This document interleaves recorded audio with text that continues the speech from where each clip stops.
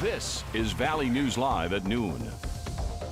Well, taking a look at our sky cam right now, rain is lingering through the day on this dreary Friday. So right now we want to get over to meteorologist Lisa Green with a look ahead of what we can expect today and also the weekend. Good afternoon, Lisa. Good afternoon. Yes, we're still tracking some rain showers out there. We've got some fog that's been hanging around. It's just dreary. It's gloomy out there on this Friday. You can see raindrops on the DOT cam along Minnesota Highway 9 here in the Beltrami area, and even some standing water on the roadway there. So you may be encountering some of this even as we head into the afternoon. Showers continue up in the Northern Valley. You see those there up along the Canadian border. It's starting to quiet down into the west.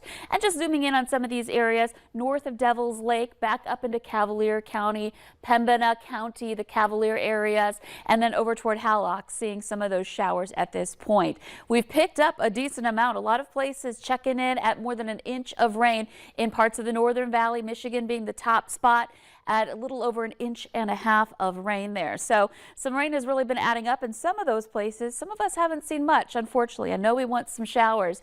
We've got lower visibility still over into Lakes Country and Grand Forks, one of those places still struggling. We're at a 1/4 mile visibility in Grand Forks. So let's take a look at our planner really quickly here. Cool and cloudy basically through the rest of the day. 50s to some 60s and a spotty chance for a little rain tonight. Tomorrow, another round return. So we're going to get into your Saturday forecast and the entire weekend too coming up. Yeah, going to be a rainy forecast indeed. Lisa, thank you so much. Well, one driver was ticketed after a rollover in South Fargo. Police say the man hit a parked car and rolled his vehicle last night around 10 o'clock in the 4000 block of 19th Avenue South. Now, that's a neighborhood just south of the West Acres Mall. The driver was hurt but refused medical treatment. He was cited for failure to have the vehicle under control. A North Dakota high school football player is back home after suffering a cardiac arrest in the middle of a game. Divide County School senior Oli Vengstu was jogging back to the huddle Friday and collapsed. Medical staff at the game performed CPR and used a defibrillator before Vengstu was rushed to the Minot Hospital and then to Mayo in Rochester, Minnesota.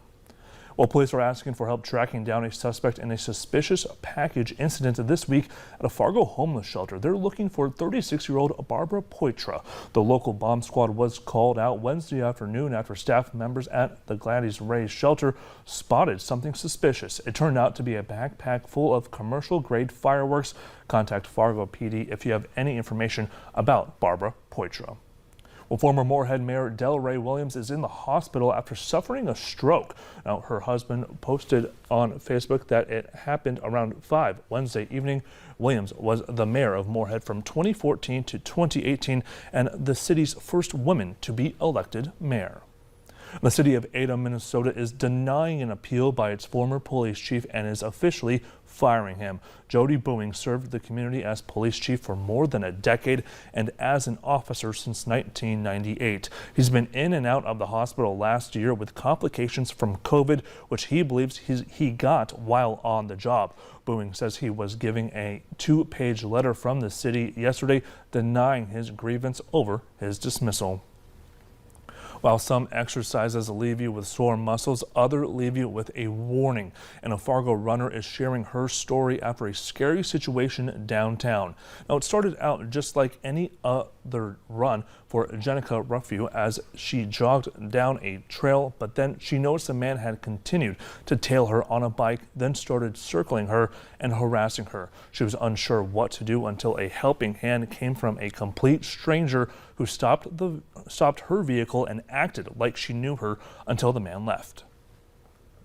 Most of the time people think someone else is going to intervene and then no one does. So for her to just take the initiative and see that something uncomfortable was happening and to like stop and help me, it was amazing and it felt good to have someone kind of step in. So I think it's a good reminder that if you see something weird happening, you know, like help them out. You never know what's going on. Police suggest switching up your routes, joining a running group, or run with a friend, and always carry your ID and cell phone with apps that can track your run. Well, a federal judge who was appointed by former President Donald Trump has named a special master to review the documents the FBI seized while executing a search warrant at his Florida home last month. Natalie Brand has more details from the White House. A semi-retired judge from New York has been appointed to serve as the independent arbiter or special master who will review documents seized from former President Donald Trump's Florida home in August. If it's going to be someone, he's excellent, has a good reputation, a little slow, which might matter here, but basically a very solid judge.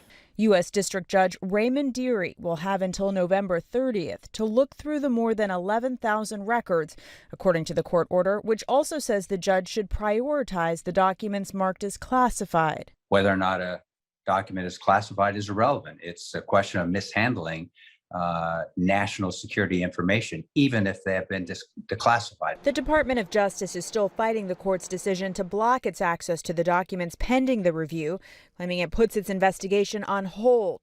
The DOJ has filed a notice of appeal.